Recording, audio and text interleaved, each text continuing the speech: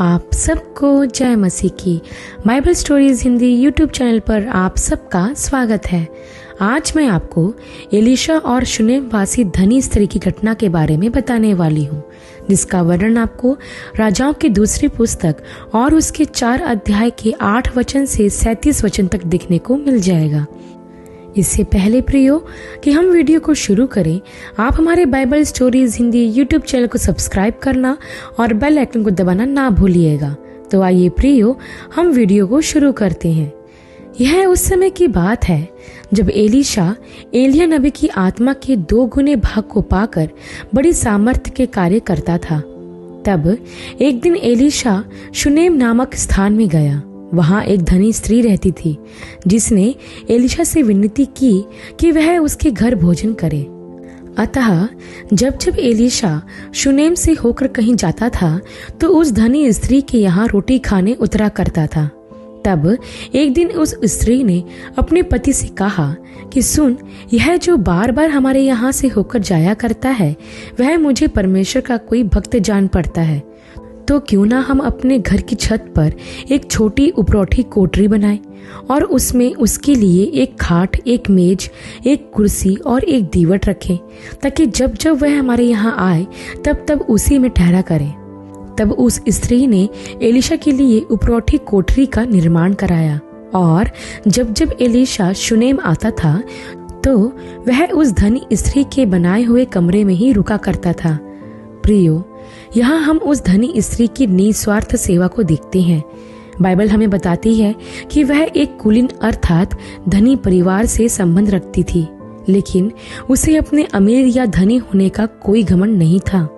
जब एलीशा शुनेम आया तो उस स्त्री ने उसे अपने घर खाने पर आमंत्रित किया और उससे विनती की कि वह जब भी शुनेम आए तो वहीं रुका करे। इस प्रकार यहाँ हम उस स्त्री के सेवा भाव को देखते हैं। प्रभु के लोगों के लिए उसके मन में आदर था और वह बड़े सम्मान के साथ प्रभु परमेश्वर के भक्त को अपने घर में उतारती और उसकी सेवा करती है। प्रियो, यहाँ मैं आपको बताना चाहती हूँ कि वह स्त्री धनी होने के साथ साथ दयालु और प्रेमी थी।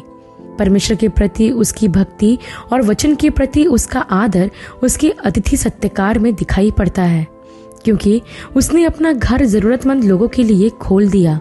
परमेश्वर ने उसे जो कुछ भी दिया, उससे उसने ऐसे लोगों की सहायता की जो आवश्यकता में थे। प्रियो, परमेश्वर के सेवक के प्रति जो आदर, सम्मान और सेवा इस स्त्री ने प्रकट किया, वह हमारे जीवन में भी होना चाहिए। मैं आपको प्रोत्साहित करना चाहती हूँ प्रियो, कि आप प्रभु के दास और दासियों का आदर करें और जो कुछ भी आपसे हो सके उसे प्रभु के दास व दासियों की सहायता करें, क्योंकि इसका प्रतिफल बड़ा है। प्रभु यीशु ने भी सुसमाचारों में यह कहा है कि जो मेरे भेजे हुओं को ग्रहण करता है वह मुझे ग्रहण करता है, और जो मुझे ग्रहण करता है वह मेरे भेजने वाले को ग्रहण करता है। अर्थात जो प्रभु के दासों का आदर करता है वह प्रभु का और पिता का आदर करता है, जैसा इस स्त्री ने किया। उसने ना सिर्फ एलीशा के लिए कमरा बनाया, बल्कि उसके काम में आने वाली सारी चीजों को भी उसके कमरे में रखवाया, ताकि एलीशा की सेवा और भी अच्छी तरह से हो सके। उसने एलीशा के लिए आराम करने के लिए खाट, उसके अध्ययन करने के लिए एक मेज और कुर्सी तथा रात के समय उजाले के लिए एक दीवट रखवाया, ताकि उसे किसी प्रकार की कोई तकलीफ ना हो। उसने पूरे दिल से एलीशा की सेवा की और उसकी सेवा में कोई कसर नहीं छोड़ी। वैसे ही प्रियो, हमें भी जितना हो सके प्रभु के लोगों की जरूरतों का ध्यान रखना चाहिए। देखिए, एलीशा ने उस स्त्री से कभी किसी चीज के लिए नहीं कहा, ना ही उसने वह कोठरी बनाने के लिए कहा, और ना उसने कहा कि मुझे अच्छा गद्दीदार बिस्तर चाहिए, बढ़िया कुर्सी और मेज चाहिए, या सबसे अच्छा खाना चाहिए। नहीं प्रियो, एलीशा ने ऐसी कुछ भी डिमांड नहीं रखी। यहाँ हम सीखते हैं कि सच्चे परमेश्वर के भक्त या सेवक जो है उसमें ही संतुष्ट रहते हैं।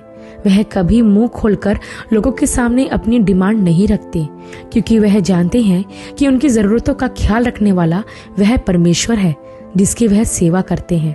इसलिए आप आसानी से परमेश्वर के सच्चे और झूठे दासों में अंतर कर सकते हैं। इसके साथ ही प्रियो, हम यह भी देखते हैं कि यह स्त्री निस्वार्थ थी। अर्थात एलिशा की सेवा करने के पीछे इस स्त्री का कोई स्वार्थ या मतलब नहीं था। बस वह प्रभु के दास की सेवा करना चाहती थी और जो कुछ उसे लगा कि प्रभु के दास के लिए करना चाहिए उसे उसने निस्वार्थ भाव से किया। और इसी तरह हमें भी करना चाहिए। जब भी हम प्रभु के दासों की सेवा करें तो हमारे मन में यह प्रश्न नहीं आना चाहिए कि जब हम प्रभु के दास की सेवा करेंगे तो हमें क्या मिलेगा। हमारी सेवा के पीछे कोई भी स्वार्थ या मतलब नहीं होना चाहिए। निस्वार्थ भाव से की गई सेवा ही आशीषित होती है और उसका प्रतिफल परमेश्वर की ओर से होता है।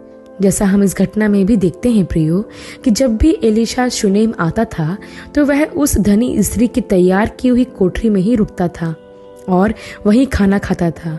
तब एक दिन जब वह अपनी सेवा के दौरान शुनेम आया तो वह उस स्त्री के घर के उपरौठी कोठरी में जाकर लेट गया। तब उसने अपने सेवक गेहजी से कहा कि उस शुनेमिन स्त्री को बुला लिया। तब गेहजी जाकर उस स्त्री को बुला लाता है और वह एलिशा के सामने खड़ी हो गई। तब एलिशा ने गेहजी से कहा कि इससे क्या है कि तूने हमारे लिए ऐसी बड़ी चिंता की है, तो तेरे लिए क्या किया जाए? क्या तेरी चर्चा राजा या प्रधान सेनापति से की जाए? उसने उत्तर दिया, मैं तो अपने ही लोगों में रहती हूँ। ऐसा कहकर वह चली गई। फिर एलिशा ने कहा, तो इसके लिए क्या किया जाए? तब गेहजी ने कहा कि निश्चय उसका कोई लड़का नहीं है और उसका पति भी बूढ़ा है। तो एलिशा ने कहा, जा उसको बुला ला। तब गेहजी उसे फिर बुला लाया और वह आकर दरवाजे पर खड़ी हो गई। तब एलिशा ने उस स्त्री से कहा कि वसंत ऋतु में दिन पूरे होने पर तू एक पुत्र को अपनी छाती से लगाएगी। इस पर उस स्त्री ने कहा, हे मेरे प्रभु, हे मेरे परमेश्वर के भक्त, ऐसा नहीं हो, अपनी दासी को धोखा मत दे।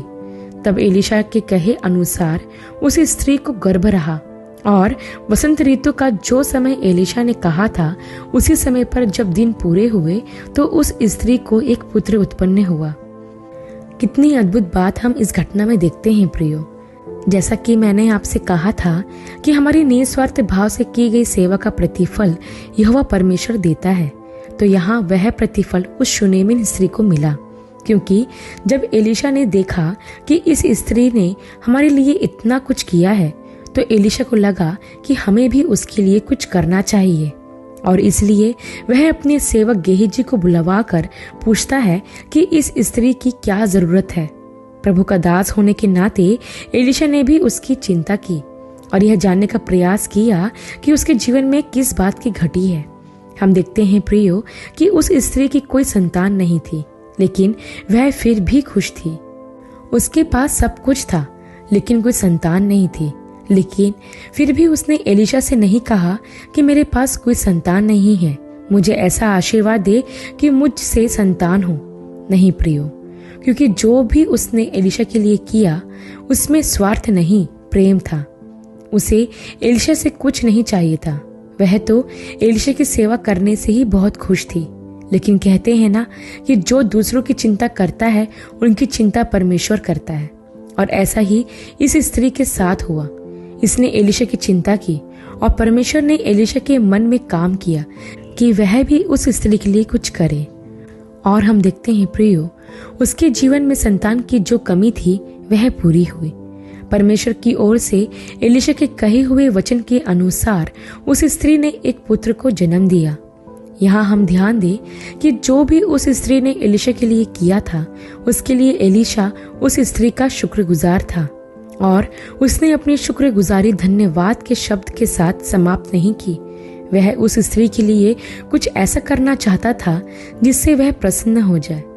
इससे हमें यह सीख मिलती है कि हमें किसी के एहसान को जो उसने हम पर किया है कभी नहीं भूलना चाहिए। विशेष करके मैं प्रभु के दासों को जो प्रभु की सेवा कर रहे हैं और कलीसिया चला रहे हैं उनसे कहना चाहती हूँ कि यदि कोई निस्वार्थ भाव से आपकी मदद कर रहा है और आपकी चिंता करके आपकी सेवा कर रहा है तो आपकी यह जिम्मेदारी बनती है कि आप भी उसके बारे में सोचें। धन्यवाद कहने के साथ साथ आप प्रभु से उनकी आवश्यकता के लिए प्रार्थना करें जिसकी उन्हें जरूरत है, या फिर किसी और तरह से उनके लिए कुछ करना चाहते हैं तो उसके लिए भी हमेशा तैयार रहें। क्योंकि प्रभु यीशु ने भी इस संसार में आकर लोगों से कुछ लिया नहीं बल्कि उनको दिया है। वैसे ही प्रभु के दासों को भी हमेशा लोगों की सेवा के लिए तत्पर और तैयार रहना चाहिए, क्योंकि प्रभु ने इसका अच्छा उदाहरण हमारे सामने रखा है अपने चेलों के पैर धोकर। और प्रभु ने यह भी कहा कि जैसे मैंने तुम्हारी सेवा की तुम लोगों की सेवा करो। प्रियो, लोग प्रभु के दासों की सेवा करते हैं, उन्हें आदर देते हैं, यह अच्छी बात है और यह होना भी चाहिए। लेकिन प्रभु के दासों को भी लोगों की सेवा करने के लिए हमेशा तैयार रहना चाहिए, क्योंकि हम धन्यवाद से बढ़कर भी कुछ कर सकते हैं। तब हम आगे देखते हैं प्रियो कि जब उस स्त्री का लड़का बड़ा हुआ तो एक दिन वह अपने पिता के साथ फसल काटने वालों के पास गया और अपने पिता से कहा कि मेरा सिर दर्द कर रहा है। तब पिता ने अपने सेवकों से कहा कि इसे इसकी माता के पास ले जाओ। तब उसके सेवक उस पुत्र को उठाकर उसकी माता के पास ले गए। वह दोपहर तक अपनी माँ की गोद में बैठा रहा, तब फिर वह मर गया। उसकी माँ ने उसे एलीशा की कोठरी में खाट पर लिटा दिया और दरवाजा बंद करके नीचे उतर आई। तब उसने अपने पति से पुकार कर कहा, मेरे पास एक गदही तुरंत भेज दे ताकि मैं परमेश्वर के भक्त के यहाँ झटपट हो आऊं। उसके पति ने कहा, आज तो उसके यहाँ क्यों जाएगी? आज ना तो नए चांद का और न ही विश्राम का दिन है। उसने कहा, सब ठीक होगा। तब उस स्त्री ने गदही पर काठी बांधकर अपने सेवक से कहा, जल्दी चलो और मेरे कहे बिना रुकना नहीं। तब वे चलते चलते करमेल पर्वत पर परमेश्वर के भक्त के निकट पहुंची। उसे दूर से देखकर एलीशा ने गेहजी से कहा, देख उधर तो वह शुनेमिन है, अब उससे मिलने को दौड़ जा और उससे पूछा कि तू कुशल से है, तेरा पति कुशल से है और लड़का भी कुशल से है। तब उस स्त्री